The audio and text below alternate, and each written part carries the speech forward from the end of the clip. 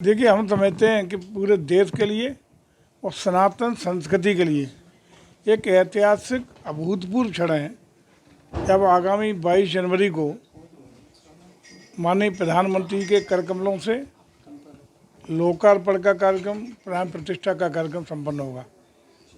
मैं समझता हूँ कि 500 वर्षों से अधिक के त्याग, तपस्या, संघर्ष और बलिदानों के बाद वर्तमान पीढ़ी सौभाग्यशाली है कि जिनके जीवन काल में इस तरह का अद्भुत क्षण सनातन संस्कृति के मानने वाले न सिर्फ उत्तर प्रदेश के, न सिर्फ हिंदुस्तान के, बल्कि पूरी दुनिया में जहाँ भी जो रह रहा है उसके लिए अद्भुत क्षण है।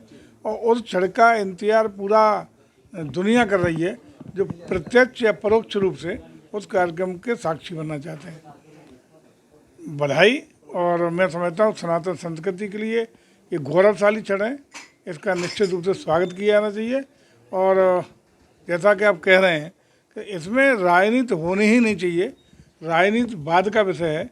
सनातन संस्कृति को मजबूत करने के लिए भगवान राम न सिर्फ हम लोगों की संस्कृति, मर्यादाओं, आदर्शों, जीवन मूल्यों के प्रतीक हैं, बल्कि कण कण में राम है, ऐसा माना जाता है।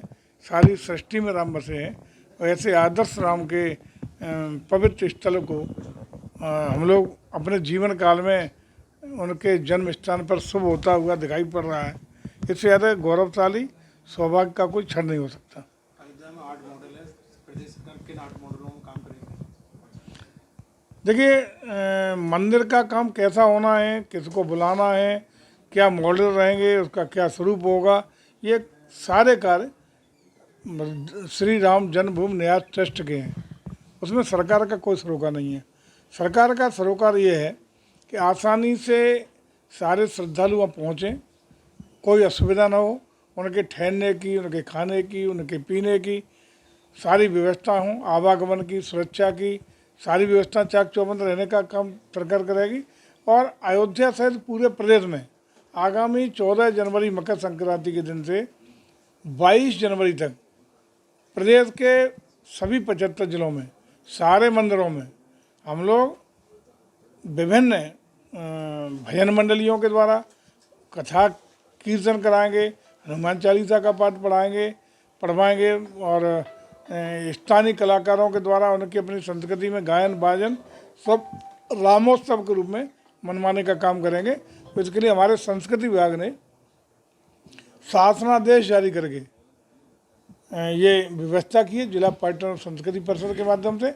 और साथ ही साथ मैंने व्यक्तिगत रूप से पत्र लिख के सारे प्रदेश के माननीय सांसद, राज्यसभा के सांसद, लोकसभा के सांसद, हमारे विधान परिषद के माननीय विधायक, हमारे विधानसभा के सदस्य, मेयर्स, नगर पालिका पंचायत के अध्यक्ष, टाउन एरिया के अध्यक्ष और हमारे जिला पंचायत अध्यक्ष, ब्लॉक प्रमुख, सबको व्यक्तिगत रूप से हमने पत्र लिख करके इस कार्यक्रम को भव्यता, दिव्यता, अलौकिकता देने के लिए सभी लोगों को व्यक्तिगत रूप से जुड़ने के लिए अनुरोध किया है। आपने कहा सभी लोगों को बुलाया जा रहा है, लेकिन आपकी पार्टी के सांसद है कन्नौज से, उन्होंने कहा कि जो कार सेवकों पर गोली चलवाई थी समाजवादी पार्टी के लोगों को नहीं बुलाया जाएगा। वो उनके विचार हैं, वो पार्टी की कोई भूमिका नहीं है, बुलाने में न बुलाने में कोई भूमिका नहीं है।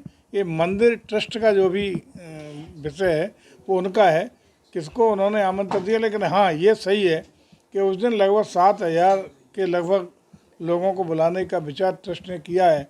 उसके अतिरिक्त ये अनुरोध माननीय प्रधानमंत्री 30 तारीख को आए थे अयोध्या में एयरपोर्ट का लोकार्पण करने, ट्रेन की कई परियोजनाओं का लोकार्पण करने, हज़ारों करोड़ की परियोजनाओं को जो लोकार्पित किया था, उसी में जनसभा के मंच से उन्होंने अनुरोध किया है कि देश दुनिया के लोगों का अभूतपूर्व उत्साह देखने को मिल रहा है।